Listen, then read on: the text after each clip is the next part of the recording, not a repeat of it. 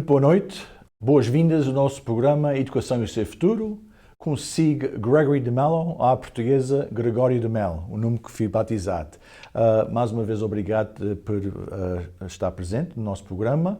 Tem mais um convidado hoje, um convidado que já conhece há muitos anos, que também sou colaborador com ele na mesa redonda, que eu sei que muita gente faz parte. Não só no Rádio Voz do Imigrante, mas também aqui no Portuguese Channel, e vamos já fazer a nossa introdução. Sou José Sarúdio, muito boas-vindas ao Portuguese Channel e no meu programa Educação e o Seu Futuro. Muito obrigado, Gregório.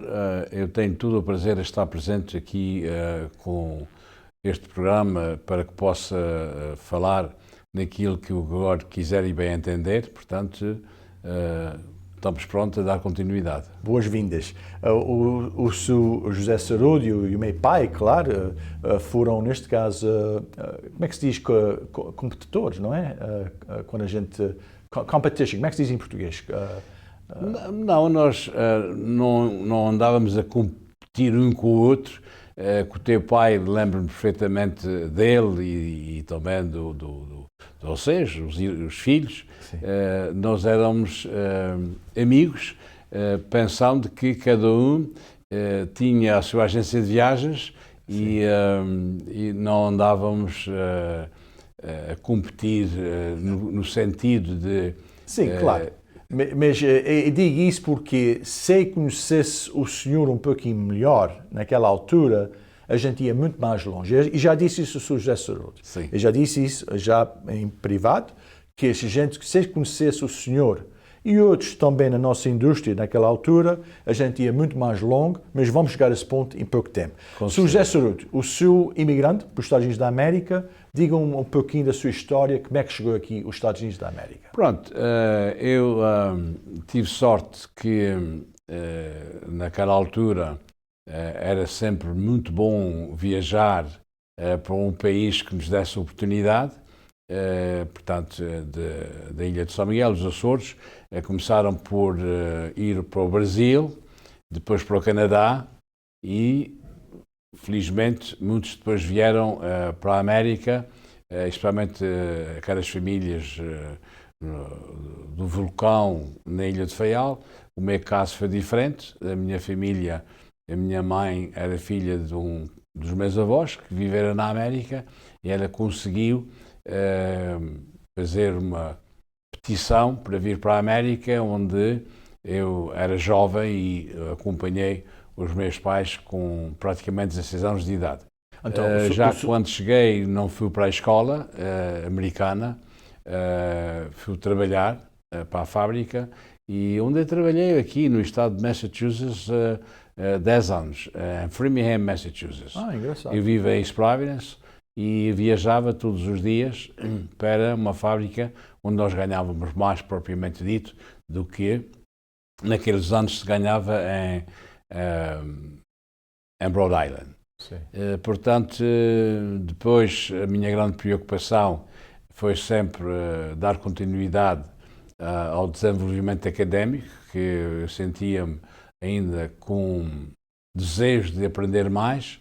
Eu consegui tirar a equivalência do high school e mais tarde entrei nos pequenos negócios, a começar em 1970 com a Escola de Condução e em 1973 com a America Travel. Sim.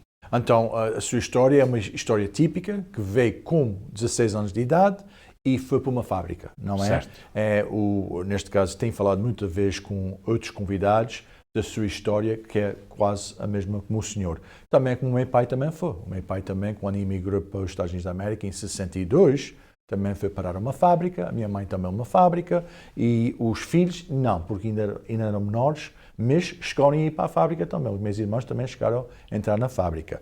José Sarúdio, East Providence, uma vilazinha muito engraçada, muito pertinha da cidade de Taunton, onde eu vivo, e que frequento muito porque gosto de ir muitas vezes às lojas neste caso, padaria, não é? Que existe ali no Taunton Avenue e outros negócios lá perto, mas o senhor mencionou que começou depois, neste caso, numa carreira de uma escola de condução. e chegou uma agência de viagens. Essa agência de viagens, tu disse, foi em 73. Certo. O meu pai, penso que começou em 72. E foi engraçado porque a história do meu pai começou com um empréstimo, não tenho vergonha de dizer aqui, do Dr. Vítor Medeiros, que era um grande médico naquela altura, que era um dos únicos portugueses, para começar a sua agência de viagens em 72.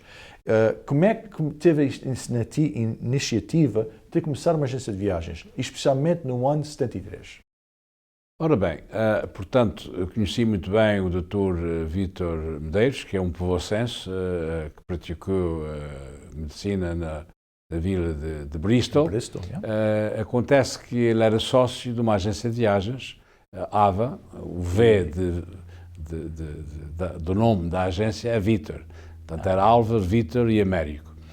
Eles começaram a sua agência de viagens em East Providence e o meu desejo foi sempre entrar nas viagens. Sim. Só que quando isso aconteceu, eu fui bloqueado de começar uma agência de viagens logo após, onde já havia uma agência de viagens a prestar o serviço à nossa comunidade. Pensei depois que o que era necessário era ter uma escola de condução, porque não havia. Eu fui o primeiro instrutor encartado no estado de Rhode Island, de língua portuguesa, e para mim foi um sucesso, porque havia necessidade de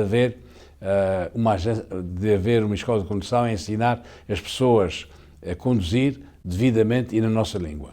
3 anos depois fui feliz, porque depois comecei uma sociedade com o meu sócio, onde fomos sócios 40 anos, e passou a ser um sucesso, porque nessa altura eu já tinha alguns dinheiros milhares, e foi quando comecei, 3 anos depois, a agência de viagens, onde tive a agência de viagens por 40 anos. Sim, e para o pessoal em casa saber, naquela altura, para começar uma agência de viagens, não era só abrir uma porta e dizer estou aqui a vender viagens, que muita gente agora tem internet e vendem viagens à torta e à direita. Não, era preciso ser licenciado pela IATA, que existe ainda, o ARC, que é o Airlines Reporting Corporation, mas para ter licença precisava de $100,000 ali a pronto pagamento. Não era naquela altura? Naquela altura era preciso ter algum capital para que a agência de viagens fosse sólida e desse proteção aos seus clientes. Portanto, não podia ser como é hoje, que qualquer pessoa pode abrir a porta e dizer eu tenho uma agência de viagens, sem ter essas mesmas responsabilidades a nível do governo, tanto do Estado onde a pessoa tem um negócio, e também a nível federal. Sim, eu lembro-me, como criança, não é? Havia sempre uma inspeção, penso que uma vez por ano, porque naquela altura a gente tinha, a gente chama o plate, o prato, como a gente diz, para emitir o bilhete, e esses pratos tinham que estar num cofre contra o fogo, e isso e aquilo, contra o roubo, tanta coisa, e havia inspeções todos os anos, para saber se estávamos nas regras da lei. Só não era fácil. E depois, imigrantes como o senhor, o meu pai também, Eduardo Sousa Lima, que certo. Agência de Picos, não é verdade? Não era fácil. E especialmente quando a língua inglesa, o meu pai sempre teve dificuldade com a língua inglesa. Ele nunca quis falar inglês, não sei porquê, mas a minha mãe já se resolvia mais. Mas o senhor José Ceruto já tem neste caso, a sua língua inglesa é perfeita.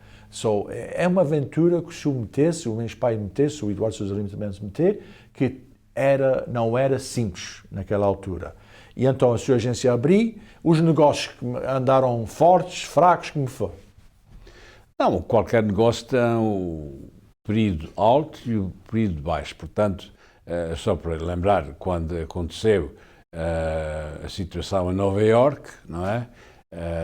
Aquele grande desastre 2001. em setembro, em 2001, portanto, tudo parou praticamente, não é? Portanto, no meu caso específico, eu tive sempre o cuidado de desenvolver a agência de viagens a outros níveis. Portanto, nós estávamos sempre prontos para fazer os negócios com a nossa comunidade, e vender os bilhetes para ir para as suas origens, para os Açores, para a Madeira, para o continente, etc. Mas o forte da America Travel foi as excursões. Aí é que nos separou e deu-nos algum sucesso, porque não havia também naquela altura as agências de viagens a fazer esses programas, a não ser que fosse para o Santo Cristo, para Fátima, na parte religiosa. Mas nós tivemos o cuidado de fazer tudo isso e mais alguma coisa, especificamente a começar os cruzeiros, com o Chico Ávila, onde fizemos cruzeiros por 15 anos com ele, né, que foi um sucesso para a comunidade e também para a agência de viagens, como é óbvio. Sim, e excursões de autocarro para Canadá, Washington DC, todas as partes, não é? Eu falar de autocarro, naquela altura das agências de viagens era preciso ter uma licença especial para fazer excursões de autocarro. E isso também. E não foi fácil também. Já agora, só para dar seguimento aqui à parte dos regulamentos das agências de viagens dos anos de então. Sim. E então vamos voltar atrás, os anos 72, 73. Como é que um passageiro que se deslocava ou de Rhode Island ou de Massachusetts para chegar à ilha de São Miguel? Não vamos falar da terceira de Santa Maria porque havia aviões diretos naquela altura. Mas como é que um passageiro se deslocava-se para chegar à ilha de São Miguel naquela altura? Bom, naquela altura nós tínhamos um transporte com grandes limites, não é? E os açorianos tinham que passar pela ilha de Santa Maria, depois para a terceira, antes de chegar à ilha de São Miguel. Para as outras ilhas, obviamente, que faziam as ligações com a SATA. Havia problemas de transporte e problemas que às vezes eram causados de propósito, especialmente, lembro-me, na festa do Santo Cristo, era quando a SATA queria fazer greve, porque queriam ganhar mais, e eu entendo tudo isso. Mas havia também, no meu entendimento, alguma discriminação relacionada com o tarifário. Por exemplo, as pessoas que iam para uma das ilhas onde chegavam, pagavam X, mas nós depois tinham que pagar X mais para ir para as outras ilhas. Não era o mesmo. E depois havia ainda, no meu entendimento, a parte mais discriminatória é que para ir para Lisboa tem que viajar mais 2 horas para cada lado e a diferença do tarifário era mínimo. Portanto, beneficiava os voos para o continente em vez de ser os voos para os Açores, como penso que podia haver algum equilíbrio no custo das viagens. Sim. Com vários problemas de transporte, porque depois tudo correu bem para a nossa comunidade e as pessoas queriam viajar, cada vez mais. E foi na altura que, além do transporte regular, da TAP, depois começou a aparecer os fretamentos. Os fretamentos. José Ceruto, eu nunca compreendi, eu já estou fora da agência de viagens já há 14 anos, sou diretor de viagens da universidade, mas claro, eu não estou envolvido com o nosso povo normalmente para viagens para Portugal, os Açores, não é?